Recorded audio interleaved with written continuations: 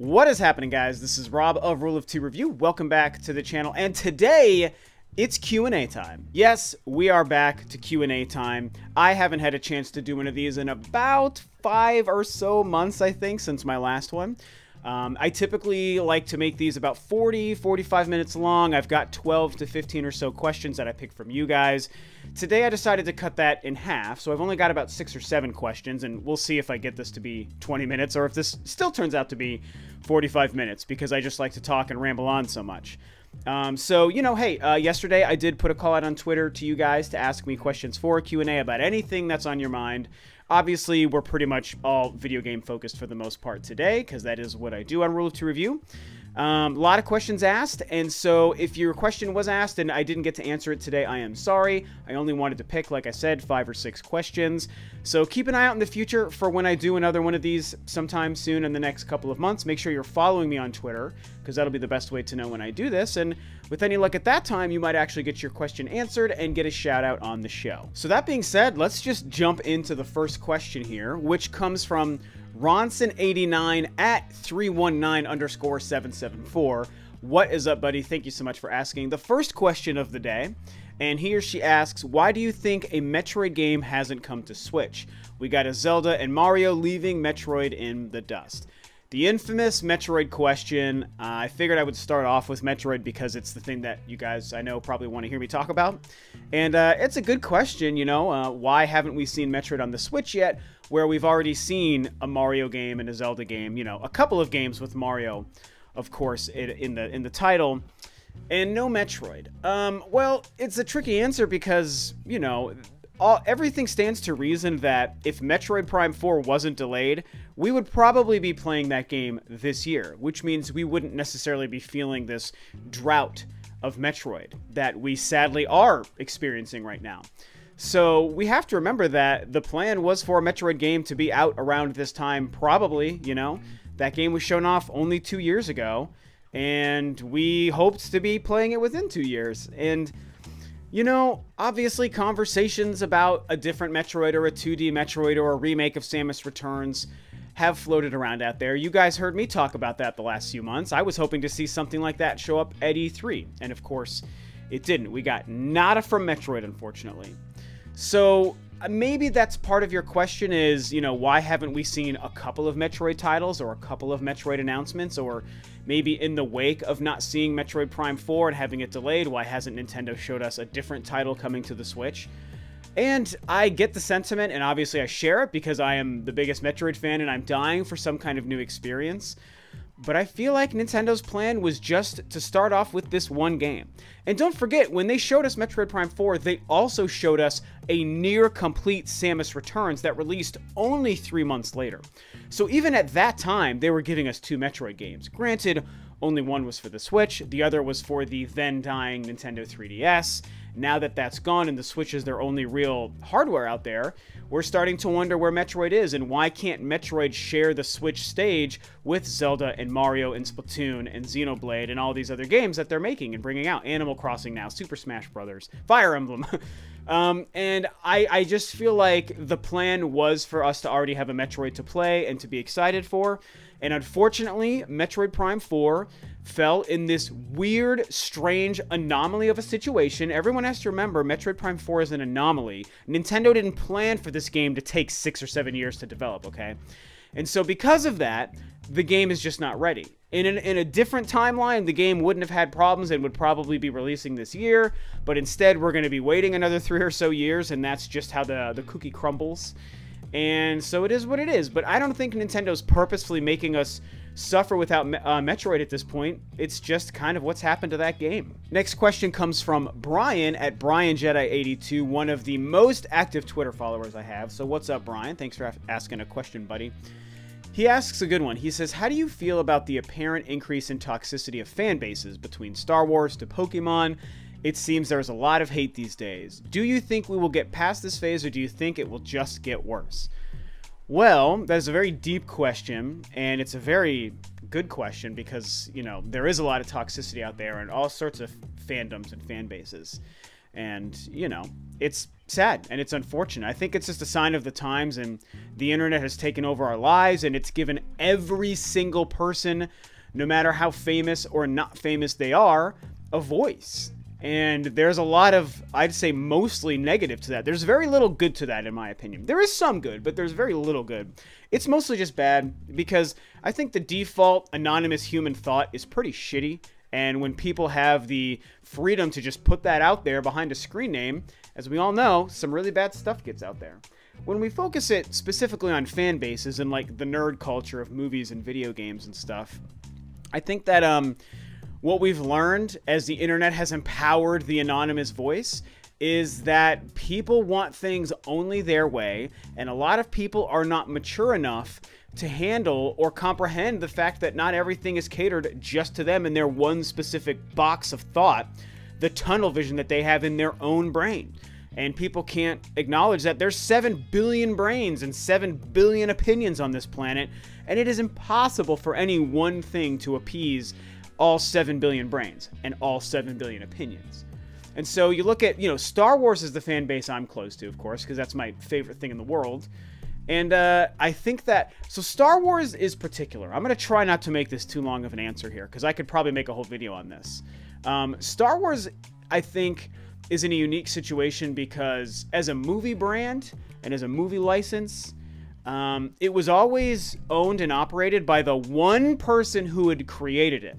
And so even as the years went on and people became critical of George Lucas's decisions and creative autonomy with Star Wars, I think that the way that they were upset about it was different than what happened once it was no longer George Lucas's.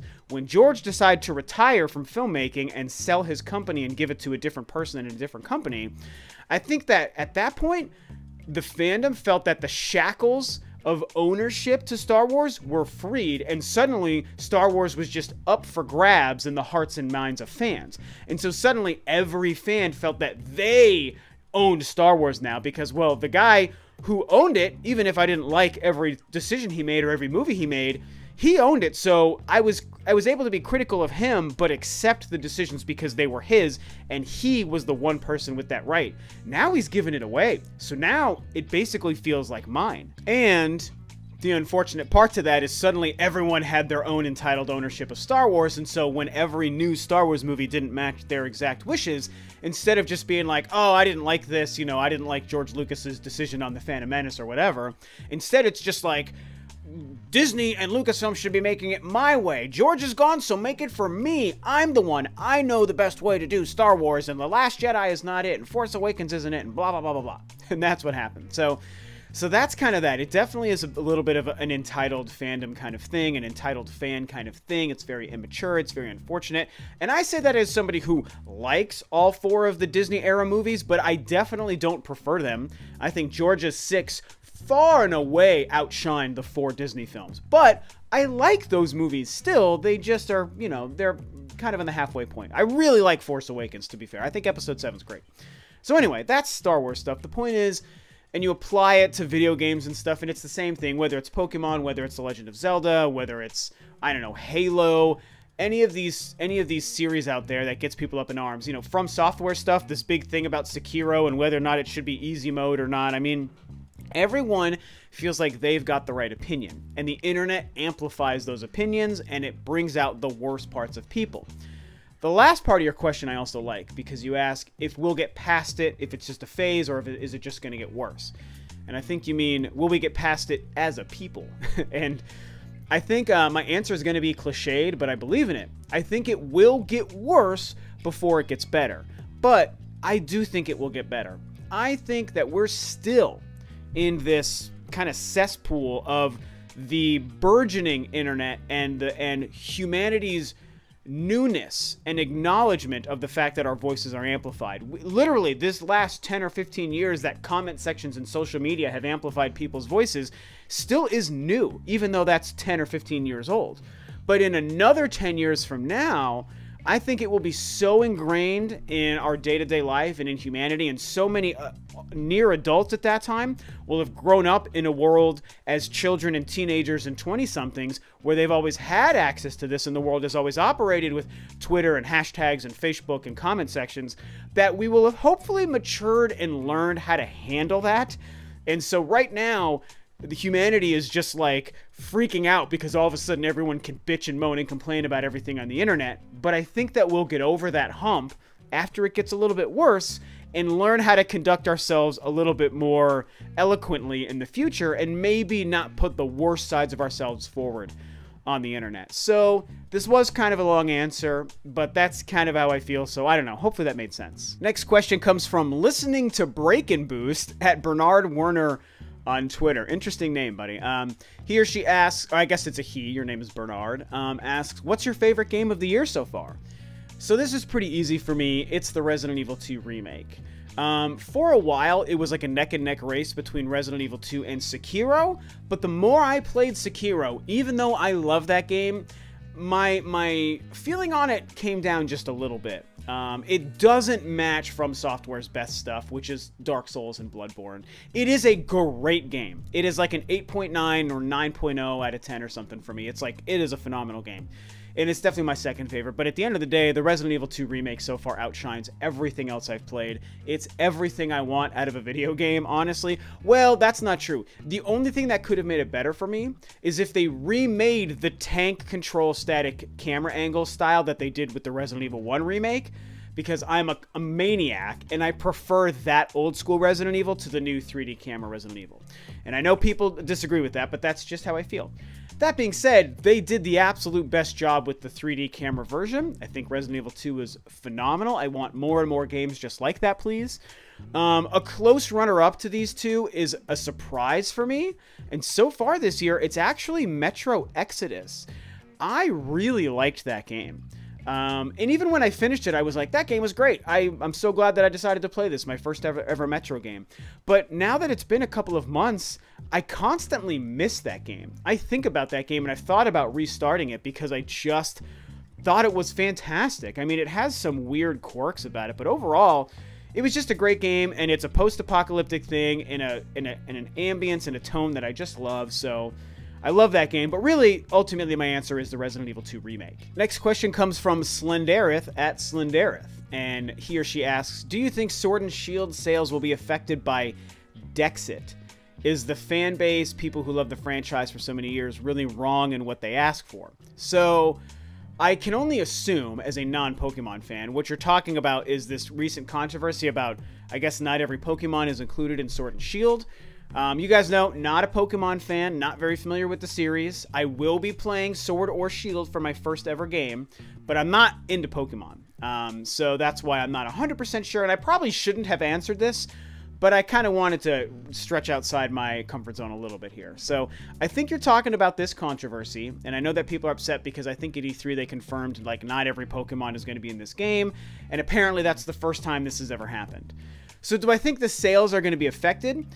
Again, as a non-fan, so my opinion and my knowledge only goes so far. I'm just going to give my vague, outside of the knowledge base sort of answers here. No, I don't really think so. I know that this is a problem for a lot of Pokemon fans, but I've also seen a lot of Pokemon fans defend this. Because I talked about it on Twitter, and a lot of Pokemon fans said, oh, people are complaining for no reason, it's not a big deal, I think it's going to be fine. So I've seen just as many supporters as I've seen detractors of this controversy. And at the end of the day, I think that I would assume most Pokemon fans just want this game regardless. I think it's the hot reason to bitch and complain right here and now. But eventually, you know, 6 months down the road, when that game is actually coming out, I don't know why any Pokemon fan is going to say, no, I refuse to buy that game. I just don't see that happening. I think that Pokemon fans, rightfully so, are excited for this game. And so why wouldn't they just buy it? I mean, a perfect example to me is Let's Go Pokemon. When those games were coming out, people were very critical of them. All the Pokemon fans. I saw the community talking online, man. And everyone was super down on those games. They were the worst, dumbest thing in the world for I don't even know what reason. To me, those games look the same as any Pokemon game. But I know that people were upset about them. And as I predicted, those games came out and they sold like crazy. Everyone bought the games. I think they sold like 10 million copies. And More than that, also as I predicted, it seemed like pretty much everyone that bought those games liked those games. So obviously they made good games with Let's Go Pokemon, so why wouldn't they do the same thing with Sword and Shield? I think it's going to all work out just fine for sales. I think people are going to love the games regardless.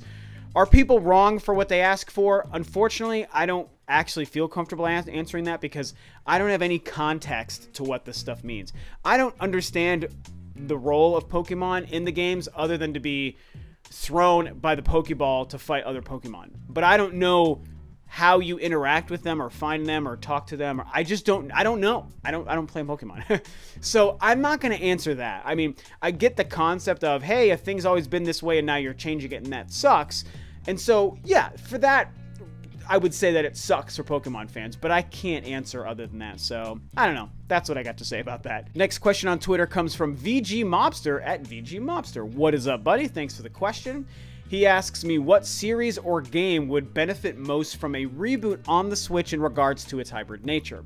So I think what you're asking is which game would I like to see rebooted on the Switch, specifically because it would maybe play well on a portable handheld Switch console. That the portable nature of the Switch would be ideal for the reboot. Not too many games I could think of about being so ideal for a reboot, but a couple of games I would like to see rebooted I have right here. First one is a game I've talked about many times recently, and it is Baten Kaitos.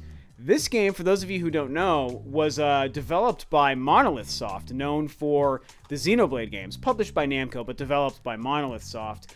Two great games for the GameCube. This is the best one.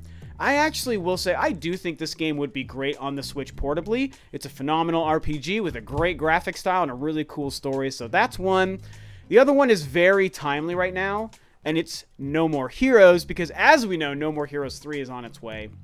Just confirmed at E3. And, you know, there was an HD port. Wasn't a remake or a reboot, but there was an HD port of this game on the PS3 in like 2009 or something, or 10. And that's fine, but when I think of this game getting rebooted, I mean like a remake. I think if they did like a full remake of the first No More Heroes on the Nintendo Switch, something akin to Shadow of the Colossus on the PlayStation 4, that would be perfect and a great way to get people hyped for No More Heroes 3. And the other one I want to mention, this isn't the ideal game to showcase for this, but it's just the best one I had to show, is Silent Hill. You guys have heard me talk about Silent Hill so many times, man. This game is great, one of the best Silent Hill games, but I think that any of the first 4 Silent Hill games getting a remake similar to the Resident Evil remakes would be amazing. And this game in and of itself was a remake or a reboot or a reimagining of the original game. So something like what this game was for any of the other Silent Hills, preferably number 2, would be great. And I think all of those would be fantastic on the Switch. They would all be fantastic portably. So yeah, those are my answers. Next question comes from Brawls at Real Brawls. And he or she says, do you think Nintendo should port the rest of the Wii U titles or leave the remainder as to have some concrete form of a legacy for the platform? Honestly, the quick answer to this is no, I don't think they should port the rest of the Wii U games. You know, I'm not super against the Wii U ports like some people are. I know it's been a very heated conversation. But I'm not super for them either. I kind of just don't care, really. I haven't purchased any Wii U ports on the Switch. I don't really feel like I need them because I pretty much own all the good games on the Wii U. I have a great collection of like 40 games on the Wii U or something crazy. And the Wii U had a phenomenal library. And I've got all those games. Obviously, some games do deserve new life on the Switch, and that has helped, you know, with a game like Mario Kart 8, for example. You know, what else have they done? Captain Toad, Hyrule Warriors, Donkey Kong. Yes, there is an advantage that I understand, giving great games to new people to play. I 100% agree with that. And I do want to see the Wonderful 101 specifically get a port to Switch. I would double dip on that one. So, in some ways, I appreciate it and I see the benefit. But do I want, like, every game ported? Like, people talk about Xenoblade and Fire Emblem, Mario 3D World, all this stuff. No, not really. And you bring up a great point, leaving a concrete form of legacy for the platform. I think that's well said. I do agree with that. It's like, if we bring every single notable game over, it's like suddenly we do erase the Wii U from Nintendo's history in a way. And I know a lot of people hate the Wii U, and so they think that'd be great. Like, good, just get rid of it. Blah, it sucked. But I don't want that. I think it's a great damned console. I love the controller. I love the library. I don't care what anyone says. great console. Shitty sales, and they obviously made a lot of mistakes with the UI and whatnot, but like, it's a great console. Look at the library. The fact that people want games from its library on the Switch inherently shows the value of the Wii U. And so, yeah, let's leave something for people who are like, I never played a Wii U. You should feel bad for not playing a Wii U or not having a Wii U, and you should regret missing out on those titles. Like, in a way that, I don't mean to sound like a total asshole here, but in a way, you deserve to feel bad about it. Does that make sense? Because I think the Wii U deserved to sell more. And for every person that made a poor gaming decision to not purchase a Wii U and not support that console, I don't feel bad for you if you feel like you're missing out on Mario 3D World or Xenoblade Chronicles X. I don't have that much sympathy for you because you should have honestly owned that console. The end. That's how I feel. And the last question for today comes from JD Eastern Kentucky at JD East Kentucky. And he or she asks, you may have already talked about it previously, just curious what your thoughts are on the LEGO Star Wars The Skywalker Saga releasing next year for Switch.